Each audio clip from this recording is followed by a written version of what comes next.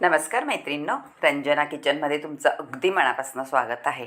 आज आपल्याला ही गावरान काकडी आहे, भरपूर मोठी होती, ती मी कापून घेतलेली आहे। अर्धी आम्ही अशीच खाल्ली आणि अर्धीपासून आपल्याला रेसिपी बनवायची आहे।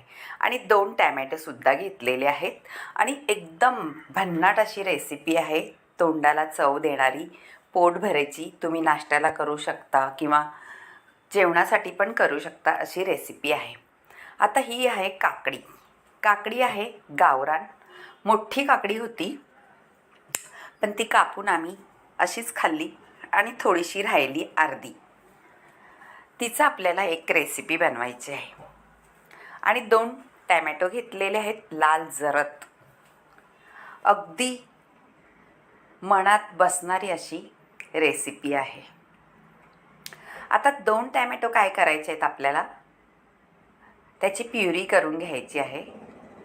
आणि हे आहे ठेचा करून घेतलेला आहे, हिरवी मिरची, आलं, लसूण, कोथिंबीर असं ठेचा केलेला आहे।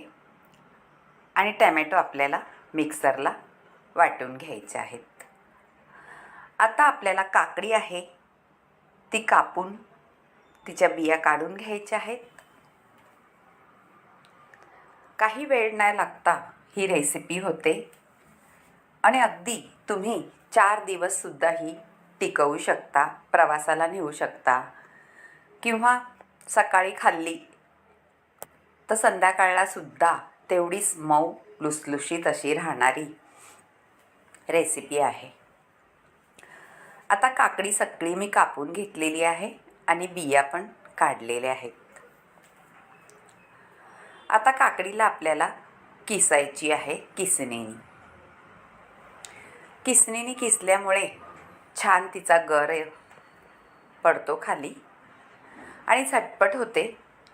आपल्याला तिला वाटायची नाही, काय नाही, किसणीने किसून घ्यायची आहे। अगदी तोंडाला चव देणारी रेसिपी आहे, कधीही करून खाऊ शकता तुम्ही। नाश्त्याला करा किंवा पाहुणे आले तरीसुद्धा ही रेसिपी तेवढीच रुचकर लागणारी आहे। आता किस करून घेणार आहे मी। पहा, आपला झालेला आहे किस काकडीचा। पांढरं शुभ्र आहे काकडी, गावरान। आता पावसाळ्यातच ही काकडी मिळते, उन्हाळ्यात मिळत नाही। आता आपल्या गॅसवर ठेवून द्यायचे आहे किसलेलं पातेलं। शिजवून घ्यायचे आपल्याला। आता शिजवायची तरी कशी पहा, थोडंसं पाणी म्हणजे काकडी गरम झाली का त्याच्यामध्ये आपल्याला टॅमॅटोचा गर घालून घ्यायचा आहे, तो सुद्धा त्याच्यात परतायचा आहे। मैत्रिणींनो, अगदी वेगळी रेसिपी आहे, मुलांना टिफिनला सुद्धा देऊ शकता किंवा तुम्ही असं बाहेर गेलं तरी पण घेऊन जाऊ शकता। आतला हा ठेचा आहे हिरव्या मिरचीचा आणि कोथिंबीर, आलं, लसूण, तो सुद्धा घालून घेतलेला आहे आणि मीठ चवीनुसार घातलेलं आहे। आता आपल्याला सगळं एकत्र करायचं आहे। थोडी हळदही घातलेली आहे, हा घरगुती मसाला आहे, त्याची सुद्धा चव तेवढीच छान येते त्याच्यामध्ये। आता सगळं एकत्र करून आपल्याला काकडी शिजवायची आहे। जास्त काय असं पाणी वगैरे आटवत बसायचं नाही, वाफेवर लगेच होते आणि त्याचंही पाणी सुद्धा आमचं काकडीचं, म्हणून वेगळं काही पाणी टाकायची गरज लागत नाही। छान उकळी आलेली आहे पहा, मस्त अशी, कलरही सुद्धा भन्नाट आलेला आहे। आता त्याच्यामध्ये आपल्याला तडका द्यायचा आहे। तडक्याचं तेल गरम केलेलं आहे, त्याच्यामध्ये मोहरी, जिरं आणि बडीशेप। बडीशेप आणि जिरं मोहरीची तडका इतका छान बसलेला आहे का सुगंधही मस्त सुटलेला आहे. आता तडका दिल्यानंतर सगळं एकत्र करायचं आहे आणि आपल्याला ते थंड करून घ्यायचं आहे. असं थोडं हलवून बाजूला ठेवायचं आहे. आपोआप थंड होतं ते. आणि त्याला आपल्याला गव्हाचं पीठ टाकून घ्यायचं आहे. गव्हाचं पिठाचं काही मेजरमेंट नाही आहे, कारण आपला किस असेल त्याप्रमाणे गव्हाचं पीठ टाकायचं आहे. वरून अजिबात पाणी टाकायचं नाही. आपल्याला काकडी आणि टॅमॅटोच्या किसामध्येच पीठ मळून घ्यायचं आहे. थोडं थोडं टाकत राहा म्हणजे तुम्हाला अंदाज येईल. बाकी आपल्याला रवा नाही टाकायचा, बेसन नाही टाकायचं, कोणतंही पीठ न घालता फक्त पौष्टिक गव्हाच्या पिठाचं पदार्थ करून घ्यायचं आहे. थोडं थोडं पीठ घातल्याने आपल्याला अंदाज येतो मळायचा का किती पीठ लागेल म्हणून. आपल्या हातानेच मळायचं, चमच्याने वगैरे काय मळत नाही. म्हणून पहा, हे पीठ झालेलं आहे मळून. आणि आपण चपाती लाटतो त्याच्यासाठी पीठ मळतो तसंच मळायचं आहे. जास्त घट्टही नाही आणि पातळही नाही. आता तेल लावून ठेवून द्यायचं आहे थोडा वेळ, म्हणजे पिठामध्ये आपले सगळे काकडीचा रस किंवा टॅमॅटो काही मसाले घातलेत ते सुद्धा छान सेट होतात. आता आपण चटणी करून घेऊ. साठी घेतलेले आहे चणे भाजलेले.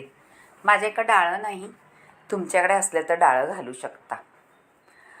आता कोथिंबीर आहे, कढीपत्ता आहे, पुदिना, लसणाच्या 4-5 पाकळ्या, आलं आहे थोडंसं, हिरवी मिरची आणि हे आहे ओलं खोबरं.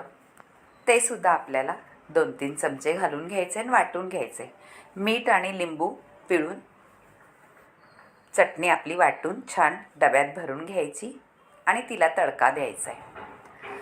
तेल गरम करायचं आहे. जिरी, मोहरी, हिंग, आपण कढीपत्ता टाकलेला आहे त्याच्यामध्ये, तर आपण थोडीशी कोथिंबीर वरून घालायची म्हणजे ती दिसायलाही छान दिसते चटणी आणि त्याचा तडकाही कोथिंबीरचा छान बसतो.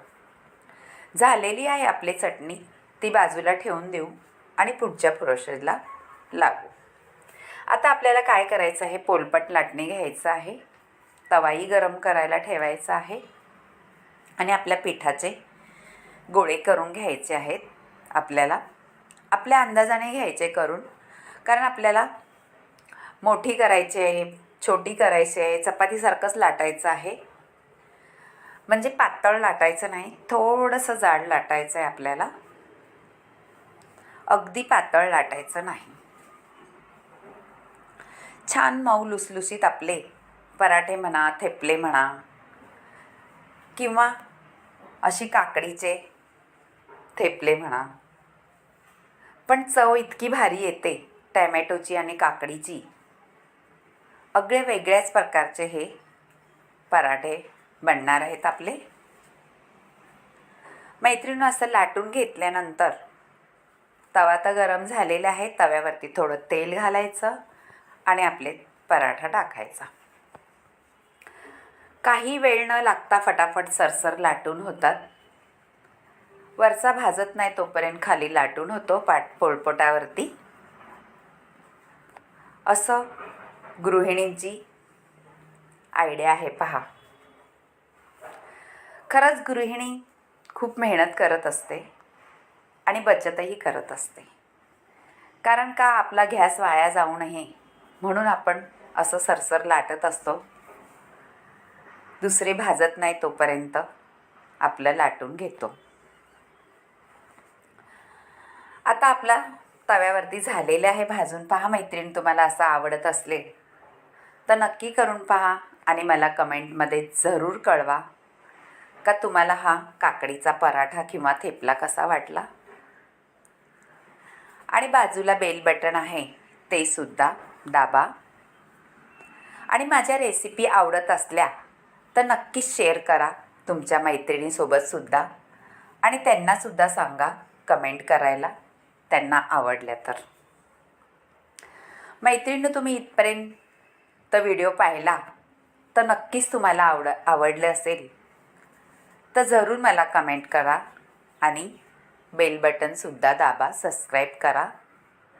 तुमच्या कमेंटनीच आम्हाला असं वाटतं खरंच आवडत आहेत तर अजून काहीतरी वेगळं करावा असं वाटत असतं. तुम्हाला त्याच्यात बदल करायचा असला तरीसुद्धा सांगू शकता. आता मी थेपले वाढून घेते. पहा, खूप सुंदर झालेत कलरसुद्धा आणि भरपूरही झालेत. तुम्ही दुसरं काही केलं नाही, नुसता असा पराठा केला आणि चटणी केली तरीसुद्धा दिवसभर तुम्हाला भूक लागणार नाही, हे गॅरंटीने सांगते मी. इतकी छान हेल्दी रेसिपी होते. मऊ लुसलुशीत असे पराठे झालेले आहेत, चटणीसोबत वाढलेले आहेत. नक्कीच करून पहा आणि एक कमेंट जरूर करा. भेटूया आता अशाच वेगळ्या रेसिपीत. Bye bye.